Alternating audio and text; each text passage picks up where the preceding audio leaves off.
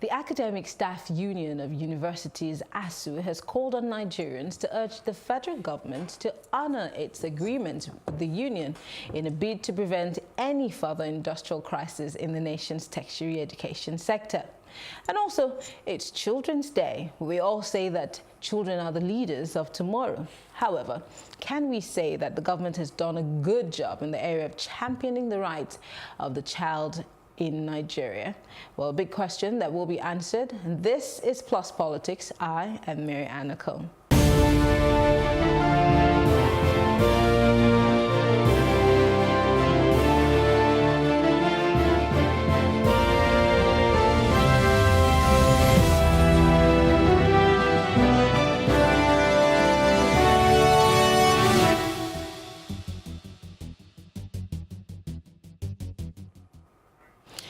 The Academic Staff Union of Universities, ASUU, has called on Nigerians to urge the federal government to honor its agreement with the union.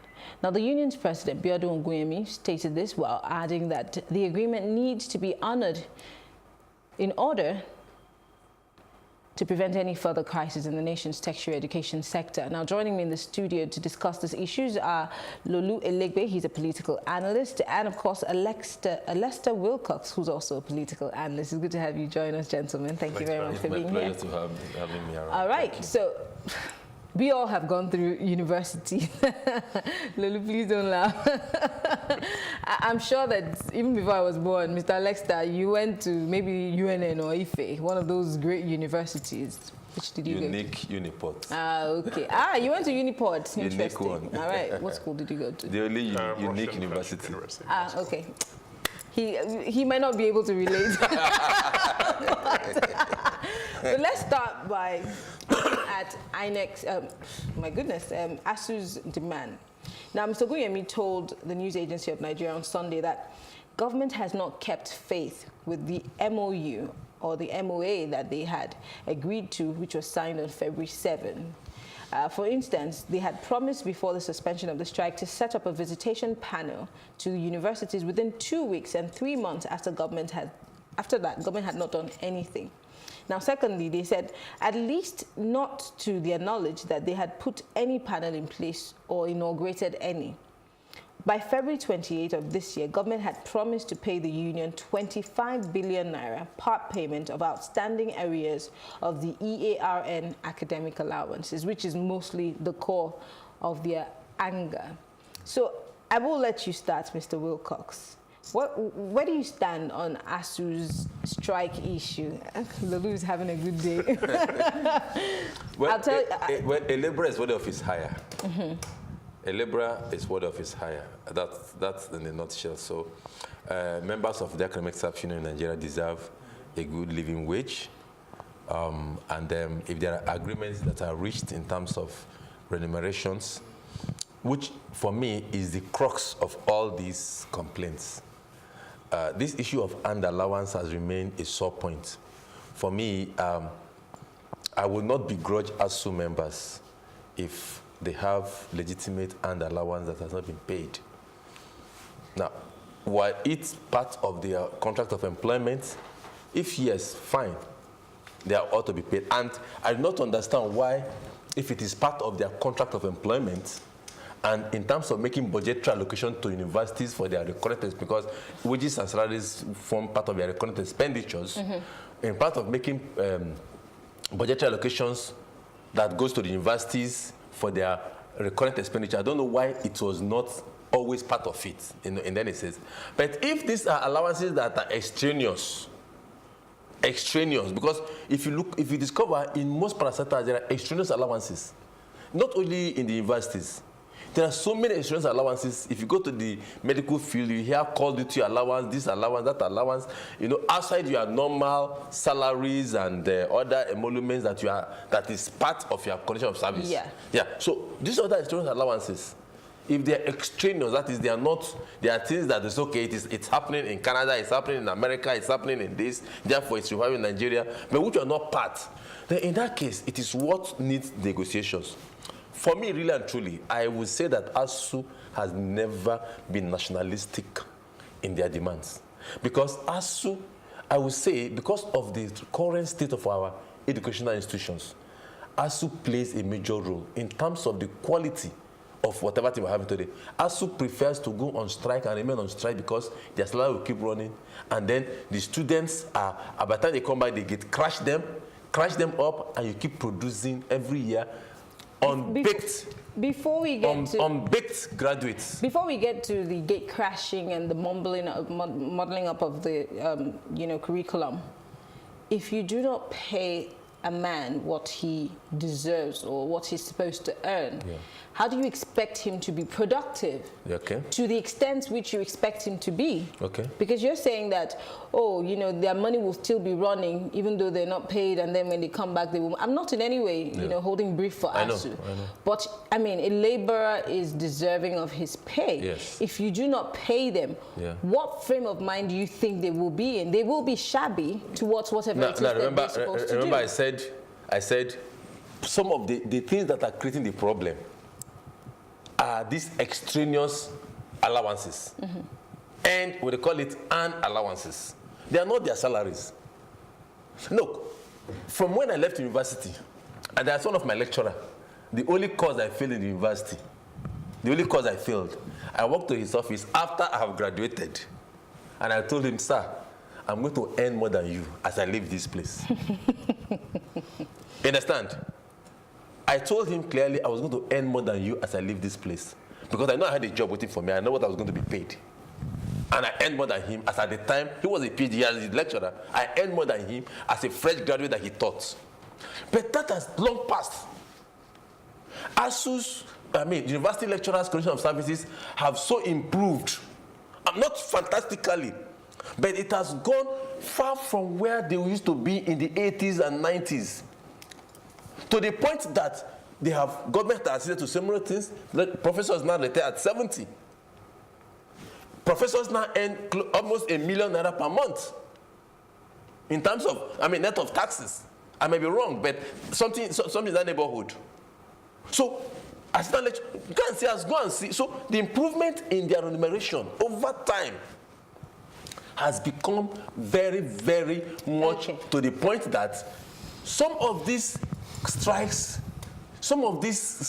and some of this thing, because these allowances are extraneous, not their basic, not their normal day-to-day monthly salaries. They are the extraneous ones that they bring in and they patch it and then force it on government for government to pay. Let me come to Lolu. Lolu, I know that you haven't really been in the situation that we're talking about. And I say that not to make fun of you or anything, but I get be grateful that you were not part of this system, because I lost a whole year sitting at home. But he's making a point that ASUU has never been nationalistic in their demands, especially when they're going on strike and they're not, thoughtful or mindful of the students who are the victims here. There are people who also make the case that we have ordinary legislators. I know they would not like me to use the word ordinary, but I'm using it loosely here. Are earning ridiculous, incredible amounts of money. They even have hardship allowance, and I'm wondering what kind of hardship they experience in the National Assembly. But then the man who is a teacher, who used to be a hero at some point in our lives, is suffering and asking for a certain amount of money to be paid, and they never get that. So do they not really have a right to ask for these earned allowances? Yeah, but I think I look at this thing a little bit differently, right? So over the last 20 years, so from 1999 to date, we've had 14 different strikes. And cumulatively, I think that's about 40 months in total, which is 3.5 years. Exactly. Now, the issue for me isn't so much what ASUU's demands are. I'll come back to ASUU's demands in a minute. But if you look at all the strikes from 2009 to date. From 1999, by the way. No, I know, but the ones from 2009 specifically to date, pretty much all of them for the last 10 years have been because the government has, for whatever reason, has not implemented agreements between ASUU and the federal government since 2007. So it's not so much should ASUU get this or should ASUU get that. For me, it's when you sit down with someone and you say, okay, these are our terms, these are our demands, and the government says, okay, this is what we can and can't do, and then you come to an agreement of some kind. You're coming to the agreement on the basis that once we walk out of this room, this and this and this is what's going to happen. They set dates, actually. But none of that has happened, or it's in many cases it's been implemented in maybe less than 10% of what was agreed was implemented. Part of the strike that happened, the last one in December 2018, was still based on things that were agreed in 2009 that had not been implemented. So for me, it's not so much should ASUU get this or that. It's the fact that the government agreed to these things and then refused to implement them. That for me is the bigger issue, because then it calls into question. There's almost an integrity and a credibility issue, because if you can't sit down with someone and implement something that you've agreed on, I mean, there are documented memorandums of agreement over the last 10, 20 years. I would challenge anyone to show me any of those agreements since 1999 that has been 50% implemented. So if ASUU is coming back and saying, and don't get me wrong, I have my issues with ASUU, but my point is, if ASUU is going to reach an agreement with the government and the government is going to go back every single time, regardless of, and this is not a PDP, APC issue, this has happened across both parties, governments of both parties. Yes. So it's easy for, I mean, the present government can say, well, we weren't in power at this time, but it's not a question of who was in power, it's the fact that it's the same federal government. It's, the government is supposed to be a continuum. The heads of the government will change, but it's the same government.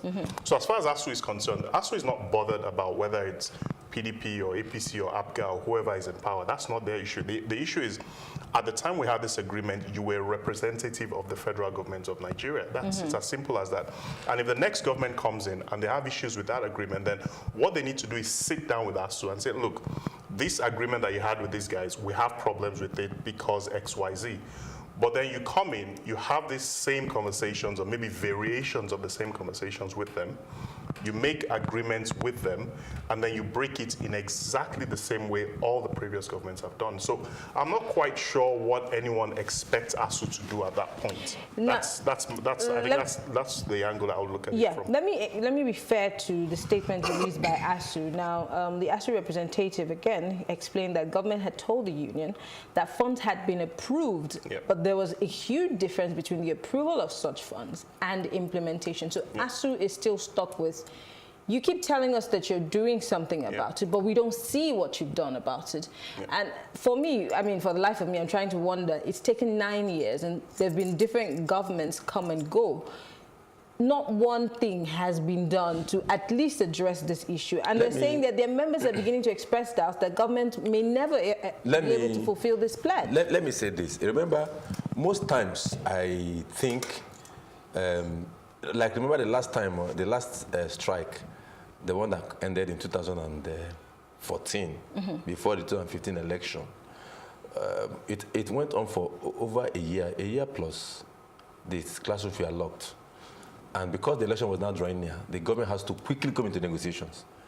In fact, I'm twisted into negotiation at the point the government of the day then has to release 200 billion to ASUU.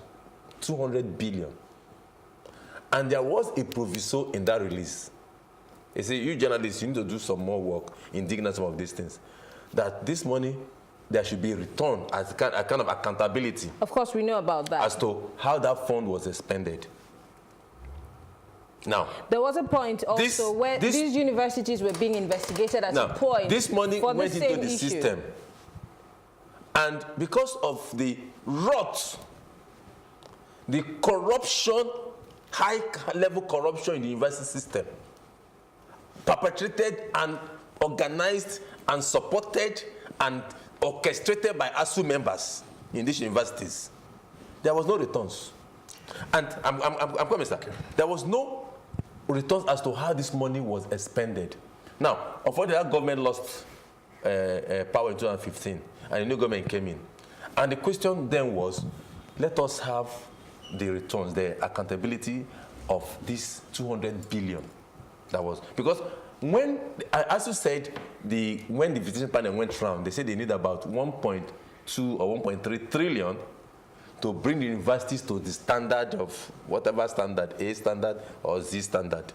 And so government, and this money was to be made available over 20 years period, or over 10 years, or there are 5-10 year period. I can't remember what it stated. But now that money was not accounted for. And when this government came in, the question was being asked, what is happening? What happened to that 200 billion? Because like I said, government is a continuum. They will not fold their hands and say, okay, the part of government has gone. Now, government came up with some policies. One of them is the TSA. Who kicked against it? ASUU members said, no, universities should be exempted. But universities are not exempt. No, but that was part of the demands that was made in the last strike. The university, I was on a TV program with an ASUU chairman, and by the time we start to dissect it, he was like, you see, there are some grants that come from overseas, there are some endowments, and these ones are not government money, therefore the university should use them as they like, it is not part of government. So can you imagine? So with that will tell you the rot. And each time we say government is not funding universities, but nobody's asking, before now, even after TSA, the funds generated by universities, how is it expended? I will tell you something for free. Just hold on before I forget it. Okay, just hold on. You posed a lot of questions about accountability in universities. Let's switch the tables. How accountable are our governments? And I'm not in any way saying it's okay for universities to be accountable. I mean, because I remember there was a time when universities were on the hot seat about, monies that were expended that they could not give account of, which is, it's questionable to an extent. But we have auditors in these universities. We also have external auditors who are supposed to come and check the books. And then now we have TSAs. So I'm wondering, when they're auditing these books, do they not ask those questions to be sure that because monies cannot just develop wings and fly. And students still pay school fees. Students are sometimes not allowed to write exams, and they have to do a fresh year because they don't pay fees. Where do the monies go? Yeah, but again, sorry, I come back to the same point, right? There's no part of, and which is where I disagree slightly with my friend, because there's no sector in Nigeria today, if we're being honest, where corruption is not an issue. There's not everywhere. One single one. Everywhere. So I agree. Again, this is not to make an excuse for ASUU. This is, unfortunately, it's a Nigerian problem. It's not an ASUU problem. It's a Nigerian problem. Yeah. And one of the things the TSA was brought in to do was to at least control that to an extent. To some extent, yes. Which, in some cases, yes, it has worked. But I go back to the same point, which is this 200 billion that ASUU is being asked to account for. And again, don't get me wrong, they should account for it. Not just ASUU, the entire university system. Universities. Don't get me wrong, they should account for it. But my issue is this. On the one hand, you're saying they need to account for this money, which they should. On the other hand, you're sitting down with them and you're saying, okay, this is what we're going to do going forward. Now, this issue of 200 billion or whatever the amount is, does that form a part of whatever that agreement is going forward? Because I know for a fact that if the government had that, for want of a better word, ammunition against ASUU to say, well, the reason we're not implementing these things is because there's still this question of what you've done with this money and you still haven't told us. If that happens, public opinion will very quickly turn against ASUU. But the government is not using that. Why? Because, I obviously wasn't in the room when they had those meetings. But the reality then becomes, what was then agreed with these people? Because at the end of the day, regardless of what you think about what they did with that money or whatever accountability or any of those things, the fact remains that there was an agreement. Because all these strikes, they always end with some sort of agreement between government and ASUU. All the 14 that we've had in the last 20 years, they've always ended with some sort of agreement. So my issue isn't, I mean, all the issues you've raised are, yes, they're valid points.